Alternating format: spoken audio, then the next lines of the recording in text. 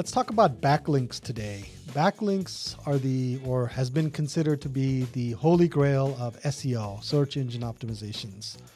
There's a lot of controversy around backlinks because over the years it's been used, it's been abused. It's been a hallmark of black hat SEO for certain providers, and websites have risen and fallen based on their backlinks. So it's an important part of SEO, but there's some pretty important news coming out of Google for when it comes to backlinks, its importance and how you can use it and things like that. So in this episode, what I want to do is I want to talk about the history of backlinks, give you an overview of what it is, the different ways in which people have used it, and the way in which it's been abused. It's been one of the most abused elements of SEO historically. They're very difficult to get, so I'm not going to lie. The quality ones are really difficult to get, so we'll talk a little bit about that.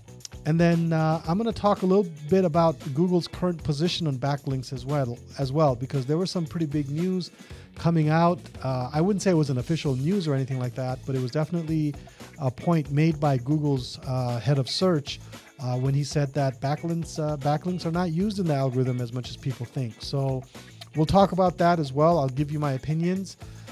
But we'll also talk about what this means for your SEO, right? I mean, we can talk about all these things, but at the end of the day, we wanna make it relatable to you to see, okay, how does it impact your SEO? How does it impact your business? How does it impact your traffic and all that kind of stuff? So we're gonna have a pretty in-depth conversation around this topic, and I hope to get you educated on what this means and get this moving. So let's talk backlinks today.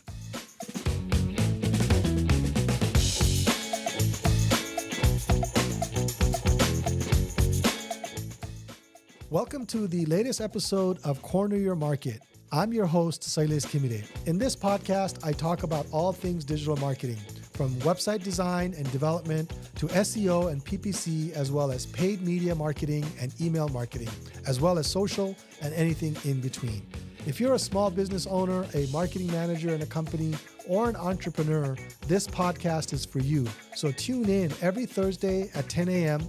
You'll gain some practical insights, new strategies, tactics, and tools that will help you grow your business. I provide helpful information to business owners like you to help your business. So don't forget to subscribe to my channel, leave a comment, and share this content.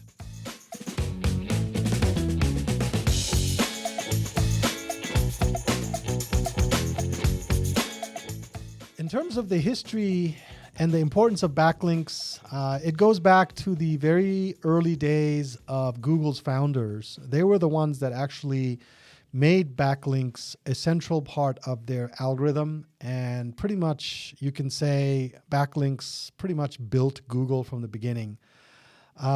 There was a concept. This was a concept that came out of their Larry Page and Sergey Brin's. They're the founders of Google. It came out of their paper, I believe, at Stanford University when they were students there in the late 1990s.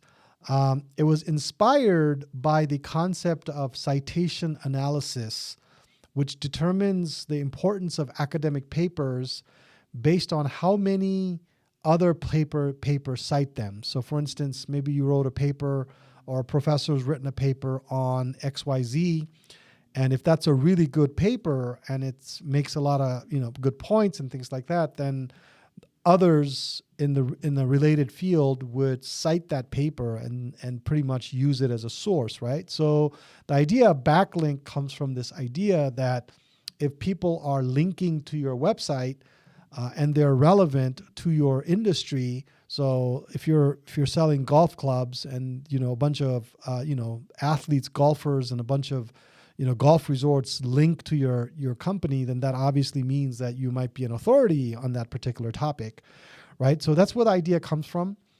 And based off of this idea, they popularized this term called PageRank. In the early days of Google, you could actually see there used to be a toolbar, a PageRank toolbar that you could install on your browser, and you could get a PageRank number associated with your website. And it was kind of a good way to know what the authority level was of your website, right? So it basically showed people how important this website was, or this particular page was. And so it was basically a model for a random web surfer to get an idea for, oh, the page rank of this is XYZ or whatever the number is, and they would know that this is an authoritative website. And obviously, PageRank was used, was a central element of the search algorithm and how things were ranked when you did a search for a particular term. So that's kind of it was actually a patented item. I'm just scrolling through my notes here. It was a patented item. PageRank was actually patented September 1st, 1998, and it was titled "Method for Node Ranking in a Linked Database." And so it helped Google provide relevant search results, and it was astronomically good. I mean, I actually remember the day that a web designer, developer told me, hey, you got to check out this search engine called Google. And I remember going back to my office and Googling stuff and going, wow, this thing is really good. I think it was the fall of 98 or early 1999. And that's when I said, bye-bye Yahoo, bye-bye Alta Vista, bye-bye, Ask Jeeves, and all these different search engines that were out there. So I was a big fan of Google early on, but my sentiment towards the company has changed, but that is not the focus of this podcast episode. However, going back to PageRank, as the web grew, right? I mean, billions and billions of websites. I remember Homer Simpson's comment way back in the early days of the web. He's sitting in front of the laptop and saying, so many websites, so little time, and he's just going through websites like crazy. So as the web grew, Google redefined the PageRank algorithm to combat web spam and link manipulation tactics like farms and link buying. Obviously, as the word got out that links was an important part of SEO, people were setting up web spam farms. Basically, people would buy a domain name and charge people for a link on that website back to your page, right? So I remember link farms up the wazoo. People were buying and selling links. It was big business. I mean, maybe not multi-billion-dollar oil business, but for back in the day, considering the size of the web, it was definitely a business worth having. I mean, I remember selling links myself. I mean, back in the day, I remember buying links. I mean, I remember just logging into PayPal and paying some dude to put my link back to my site. I mean, yeah. So in fact, though, I set up a PayPal account just so I could buy and sell links back in the day. So PageRank is not advertised anymore. Obviously, it's not even, you can't even get you don't even get a PageRank score anymore that you can display on the toolbar. So because it's been abused, black hat SEO, link farms, link buying, link exchanges, manipulative link building. I remember there was a time when people were saying, well, why don't you, buy 5 domains, and then buy those 5 domains. It was pretty easy to set up a website, set up a one-page website, put some content on it, and link back to your main website, right? So now you got 5 backlinks, or maybe if you got 2 per each, you got, 20, 10, sorry. I mean, there were people doing that, actively doing that. And so it became harder and harder to differentiate between good sites, bad sites, and things like that. So Google's search started to get affected back in, this is 2005, 2006, 2007 timeframe. It's getting to be really bad. At the time, I had a website. I'm not going to divulge the name of it. And I had a blog, and I knew of these tactics, and I never did black hat SEO. But one thing that I did notice is that if I went to certain communities related to my industry at the time, I was in a different industry. If I went to certain communities and they had do follow links, and so if you wrote a post on there and you linked it back to my site, I was starting to get I was writing, like, if I was blogging 3 on my own website, I was basically blogging twice a week on their site, and I was just getting links back to my site. And there was like 5 or 6 communities I was a part of, maybe 3 or 4. And I was getting a ton of backlinks to my site, and my site was ranking like crazy. Number 1 for like 30 or 40 terms across the board. And I was generating a lot of leads back then with that. And it was a very profitable industry that I was in. And so I was able to do that. And then I used to get a lot of solicitations because my site ranked so well. I used to get a lot of solicitations for links back to their site, right? So, and so I would get, hey, for $15, can I get this anchor text linked back to my site? And yeah, my PayPal account, I gave them my PayPal account. They'd send me $15, and then I'd put a link back to their site, So yeah, I wasn't doing by month or anything like that. It was just, they would just do it, right? So I thought I was being pretty clever. It wasn't illegal. There wasn't anything that said that it was bad or anything like that. But I was doing it, and my site ranked really well. In fact, I even got several offers for my site, and I eventually sold it. So it worked out well for me, and I timed it without really knowing what was going on, to be honest with you, because in 2011 came the Panda update. The 2011 Panda update, it was February of 2011. It targeted websites with thin, low-quality content, like those one-pagers that I mentioned to you, to penalize sites with large amounts of duplicate, plagiarized, or low-value content, right? So people were copy-pasting, creating websites, putting links and all that kind of stuff. So it was penalizing that. Overnight, I remember friends that had taken this strategy. Overnight, their website went from ranking number 1 to 5th page of Google. Overnight. I mean, I kid you not. This update happened, and everybody's site tanked. And you could basically just, things just evaporated for a lot of people. There was a huge outcry in the industry. But the Panda update had several iterations of it between 2011 and 2015, because they spent a lot of time cleaning things up, and it affected a lot of sites. I had already sold my site back then, nothing malicious or anything like that, but I was following standard operating procedures in case anybody wants to send me a nasty note.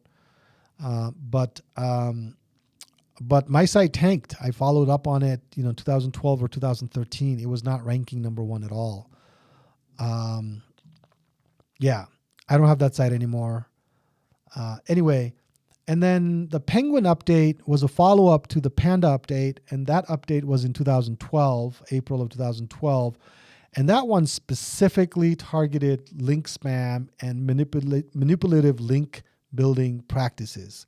And the main goal of that was to combat black hat SEO tactics like link schemes, link buying, and link exchanges, right? Now, I'm not trying to say I did black hat SEO. I didn't do black hat SEO.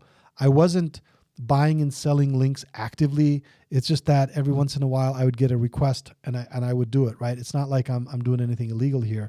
This is targeting specific black hat people setting up link farms where you could auction off links, you could buy and sell and things like that. So that was the target of that. And then the devaluing of the low quality, irrelevant backlinks was the main goal. And then rewarding natural, authoritative links.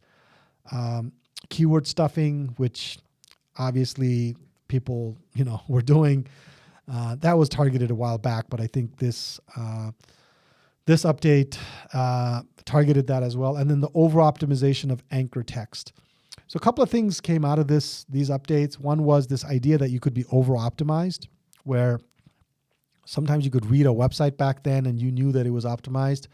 It was just crazy reading the content. It was written for the search bot and not for the human being. So obviously that's not useful to people. I mean, it could rank really high, but it's not really useful, right? I mean, you want it to be written for human beings so that they get benefit out of it, and not have it written for search bots. So that was a big outcome of it. And then the other thing was this idea that you could disavow backlinks came into vogue. You can still do that. You can, if you have a Google Search Console account, you can disavow links that you consider to be coming from low quality sources. So just because you have a link doesn't mean you have to, be penalized for it. So, Google doesn't know whether that was done intentionally or it was done unintentionally, because I can link to your site anytime I want.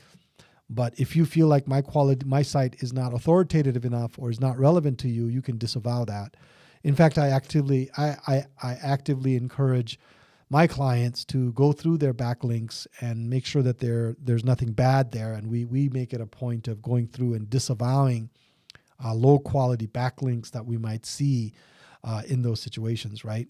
And obviously, there was a joke running around at that time that if you Google your symptoms, let's say you're having your eyes twitching or something like that, and you have a fever and you have a backache or something like that, and you did a search, the best outcome is not like the most medically authoritative site. It's just the one that has the best SEO.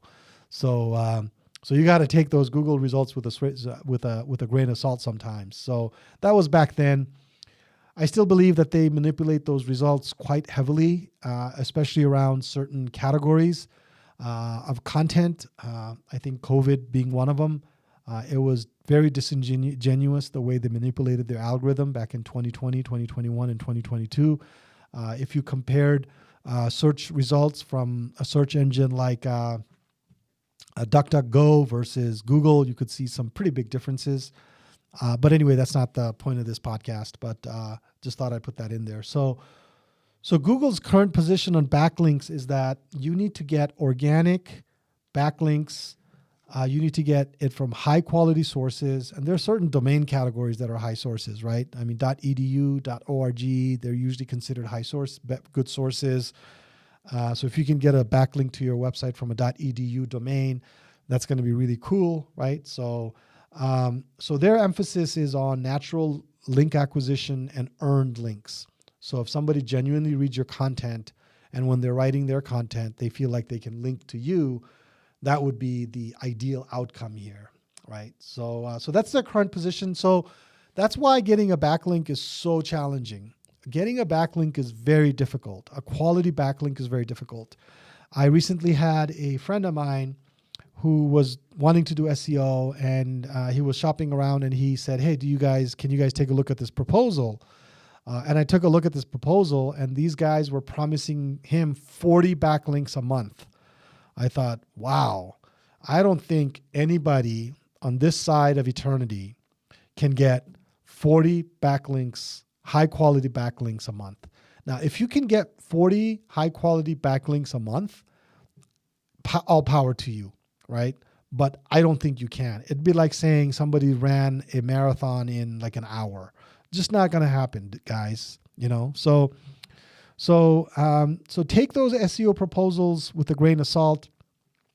They're not. I mean, they mean well, I'm sure, but they really oversell you on the backlinks. And this is where Google's current recent big news comes from, right? It was published in searchenginejournal.com, at least that's where I read it, is that Google's John Mueller is the head of search at Google, and he said the total number of backlinks doesn't matter. Okay, let's let that sink in a little bit. So we spent the last 25 years focusing on backlinks, getting good links, all that kind of stuff, right? So now they're saying that the number of backlinks to your website doesn't matter. And here's the thing. I'm not trying to sound like I know everything, but I've been doing this for a long time. What I can tell you is that since about 2018, I've had this hunch. I've had this hunch for a number of reasons. I have a lot of sites that I work on, and I've worked on a lot of sites over the years. And we have focused solely on content, just really, really good content for these clients. And their traffic volume doubles, triples every year. And there's one site that I have that I've been working on since 2018. And from the time that we started working on it, just focusing on content, that site traffic is up, I think, 1,800%. Right? Now let that sink in. We have done zero link building efforts during that time. I mean, we have done maybe once or twice here. This is a site, .edu. Can you maybe link to this, or hey, PR, can you do this? Yeah, that's all we've done, right? And so now they're confirming my suspicion, to be honest with you. And I read the article, and I had one of my AI tools write a summary of what John said. He clearly stated that Google does not differentiate based on the total number of backlinks or the total number of unique linking domains. Instead, Google looks at links in a very different way, trying to understand the relevance of each individual link and how much weight to give it. So what they're saying is, don't focus on backlinks. Focus on good quality content, right? And if you get one or two links, that's probably all you need. You don't need to go to some SEO vendor in some XYZ country and sign a contract where they're going to try to get you 40 backlinks per month. Just don't do it. Just don't do it. That is not a viable SEO strategy in 2024 and beyond, right? So any SEO strategy that is 100% or 90% or 75% focused on backlinks, even 60%, even 50% focused on backlinks is a bad strategy. There, I said it. I'm waiting for the hate mail, guys. Send me hate mail. I want to read your hate mail on this one, okay? I will bank on the fact, and I have paying clients that I'm banking this on, and I have not been proven wrong since 2018. That's when I started getting this hunch that backlinks is not, the quality of the backlinks does not matter. So when the quantity doesn't matter. Quality matters, but even quality, if you can get one quality backlink per year, you're fine. Okay. Even if you get one quality backlink every 2 years, you're fine. All right. The goal is don't focus on that. And I talk to people in different industries, and I talked to one, web design development firm that does content marketing, and the owner was saying, yeah, we do SEO, but we don't do any backlinking. And she was kind of ashamed of that and felt like I need to find an outsourcing partner that does backlinks, right? I want to tell her, you don't need to do that. Don't do that at all. So you got my opinion there. I'm a little opinionated about this topic, but rightly so, I guess, right? Because when you feel passionate about it, you feel passionate about it. So what does this mean for you as a business owner? What does it mean for you as a webmaster? You got your website. What does it mean for you? What this means for you, and I've already done a podcast episode on this, focus on eating. Yeah, I said that. Focus on eating. EEAT. That's an acronym for experience, expertise, authoritativeness, and trustworthiness. That's an acronym that Google uses. You can go to Google and you can search it. You're going to find hundreds of articles on this topic. Just do a Google search. Go to their own page. I think they have a position paper on this whole thing. You can download directly from the horse's mouth. Yeah, you can. What this means is it gives a guideline for what kind of content they rank. And they focus on experience. So if you can highlight your personal experience in the content that you're writing, firsthand experience, real-world skills, knowledge of the content creator on the topic, demonstrating the authority that you have, practical experience in your content, topics, that you really know something about, right? Like I really know something about backlinking. I'm an authoritative source on this, to be honest with you. I don't work for Google, but I've worked around SEO since 1998 to really give you an idea of what works and what doesn't. So the second thing is expertise, your qualifications. Do you have a degree? Are you an MD? Are you a paralegal? Are you a attorney? What are you? What's your expertise? Put that on your website, in your bio, reference the universities that you went to, put links to your universities, develop your expertise on that. And then authoritativeness, right? Credibility. Have you said good things on the internet? Have you said bad things on the internet? Have people left you bad reviews? Have people left you good reviews? Things like that. Citations. Have you been cited by other people? Are other people linking to you? This is probably where backlinking comes into play. That's why I said you don't need very many, right? If you get one or two really good backlinks, that's all you need. Like we have a estate planning attorney, and they've got one or two backlinks from funeral homes, right? That's a good vote of confidence, right? I mean, funeral homes, they're advising people on death issues, and so they might say, hey, what's your estate plan look like? Maybe it impacts the funeral.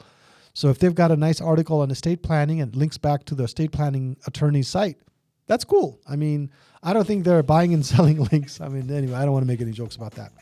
And then trustworthiness, right? Does your content have good, trustworthy articles in it or not? So as long as you do EEAT, eat, man, I don't like their acronyms. Honestly, Google does a terrible job of acronyms. EEAT, I think there could be a better acronym. Maybe I should spend some time figuring that out, right? So anyway, so if you focus on eating, you're going to do well on search. So anyway, so that's my episode today. I covered the history and the importance of backlinks when it comes to SEO. I talked about the abuse of backlinks, the Panda update, the Penguin update, and then I also gave you an overview on Google's current position on backlinks, and then what it means for your digital strategy. So take my advice, do everything I told you on this podcast, and go on and get your site ranked well, and do it right, and happy marketing to you.